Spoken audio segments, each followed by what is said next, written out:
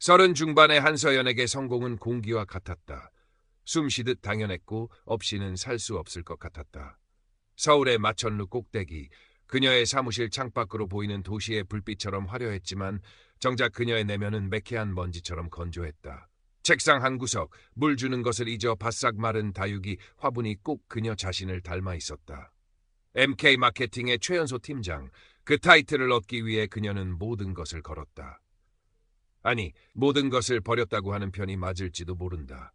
누나, 내일 부모님 기일인데. 스마트폰 너머로 들려오는 남동생 민준의 목소리는 언제나처럼 낮고 불안정했다.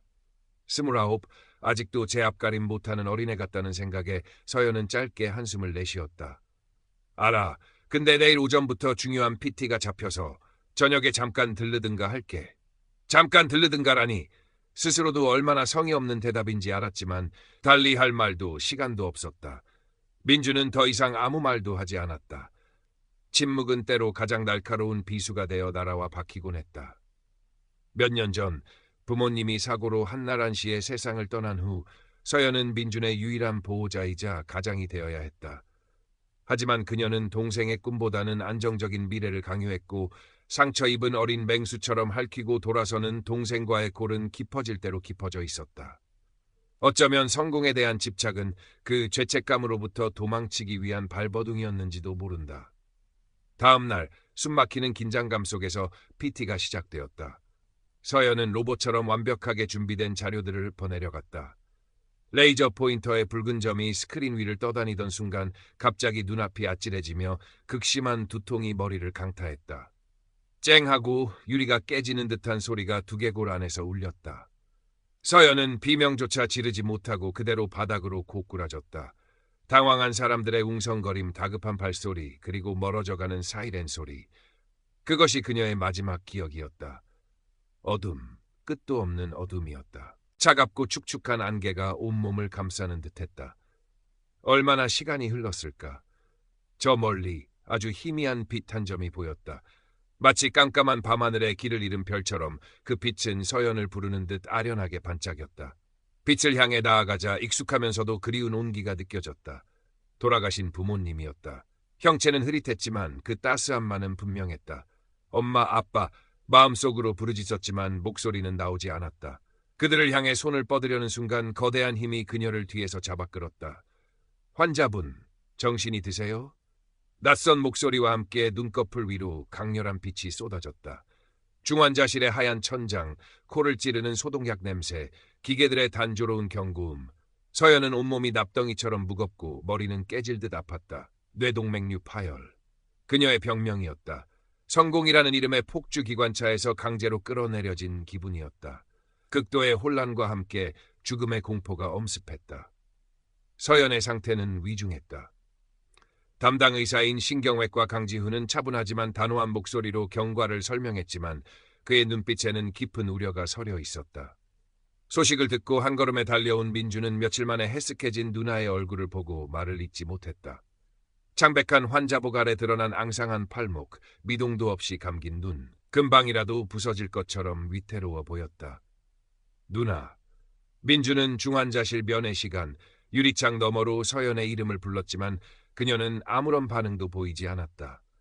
그저 푹푹거리는 불안정한 숨소리만이 그녀가 아직 살아있음을 알리는 유일한 신호였다. 민주는 가슴을 치는 자책감에 괴로워했다. 왜 좀 더 살갑게 대하지 못했을까? 왜 누나의 외로움을 알아주지 못했을까? 마지막 통화에서 그렇게 차갑게 대하지만 않았더라면 후회가 파도처럼 밀려와 그의 발목을 잡고 놓아주지 않았다. 다시 깊은 어둠 속으로 빨려 들어간 서연. 이번에는 안개 자욱한 새벽녘의 오래된 궁궐 후원 같은 곳이었다. 고즈넉하고 평화로운 풍경 속 연못가 정자의 단아한 한복 차림의 노파가 앉아 그녀를 향해 온화한 미소를 짓고 있었다. 마치 오래전부터 그녀를 기다려온 사람처럼. 이리 오너라, 아가야. 노파의 목소리는 봄날의 햇살처럼 따스했다. 서연은 홀린 듯 노파에게 다가갔다. 노파는 그녀의 삶이 빼곡히 적힌 빛바랜 두루마리를 펼쳐 보였다. 화려했던 성공의 순간들, 박수갈채, 사람들의 부러움 섞인 시선. 하지만 그 이면에는 숨막히는 경쟁, 동료들과의 알력 다툼, 그리고 외로움에 몸서리치던 밤들이 있었다. 특히 민준과의 기억은 더욱 선명했다.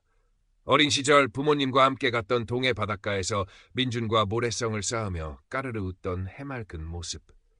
그리고 몇 년 후 부모님의 장례식장에서 슬픔에 잠긴 민준을 외면한 채 어른들과 딱딱한 얼굴로 장례 절차를 논의하던 자신의 냉정한 모습이 교차되며 가슴을 후벼 팠다.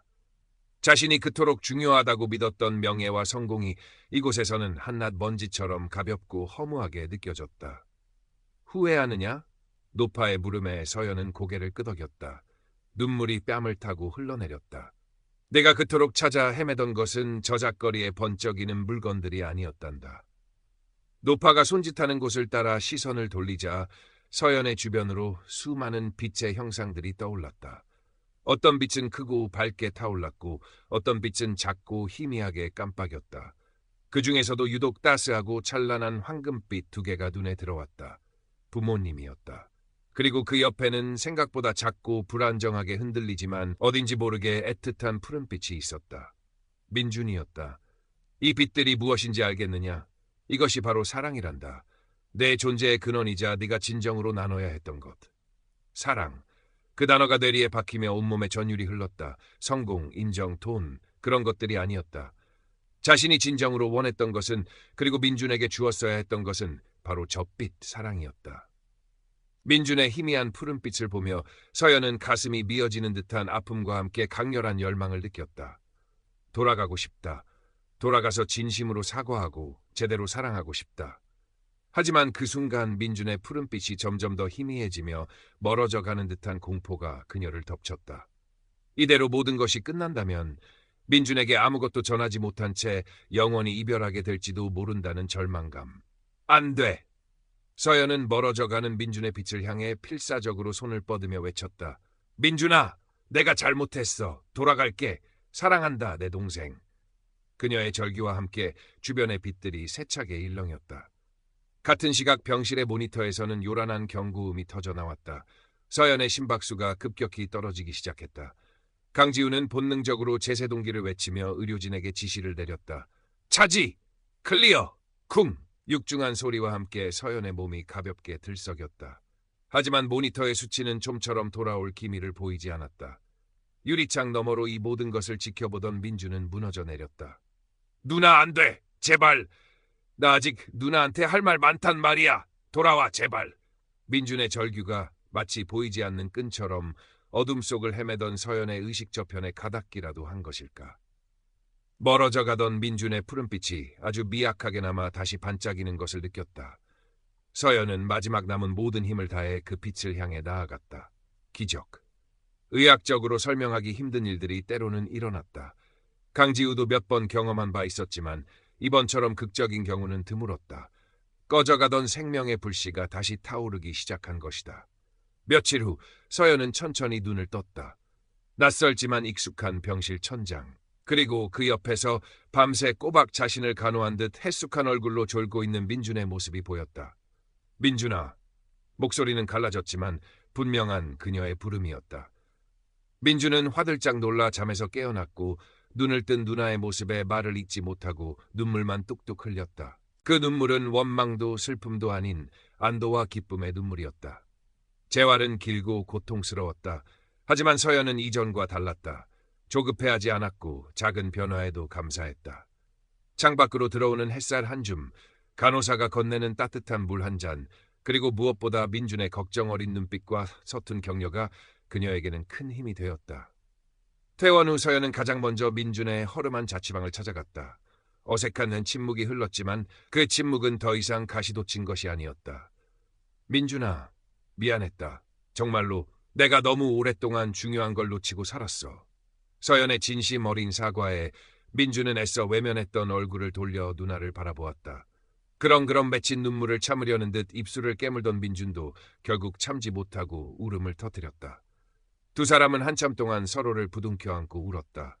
오랜 시간 묵혀두었던 응어리가 뜨거운 눈물과 함께 녹아내리는 듯했다. 서연은 다니던 회사에 사표를 냈다. 더 이상 마천루 꼭대기의 차가운 성공은 그녀에게 아무런 의미도 없었다. 대신 그녀는 민준과 함께 부모님이 남기신 경기도 외곽의 오래된 시골집을 개조하기 시작했다. 햇살 잘 드는 마당이 있는 작고 아담한 북카페 겸 민준의 음악 작업실을 만드는 것이 그들의 새로운 꿈이었다. 강지우 의사는 주말마다 찾아와 일손을 돕기도 하고 삶에 대한 깊이 있는 대화를 나누며 서연에게 좋은 친구이자 조력자가 되어 주었다. 어느덧 1년이 흘러 다시 가을이 찾아왔다.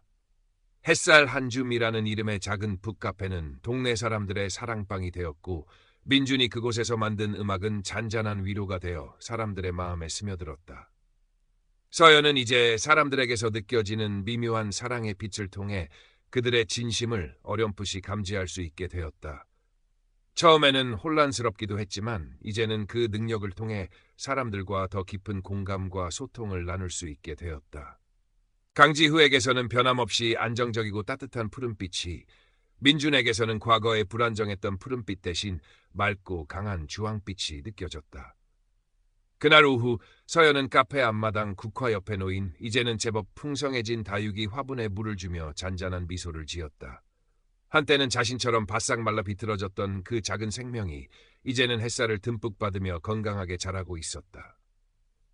민준이 새로 작곡한 따뜻하고 희망찬 멜로디의 피아노 곡이 카페 안에 가득 울려 퍼졌다. 그녀의 삶은 이전보다 소박했지만 진정한 사랑과 행복 그리고 살아있음의 감사로 가득 차 있었다. 그것은 임사체험이라는 기묘한 여정이 그녀에게 준 가장 값진 선물이었다.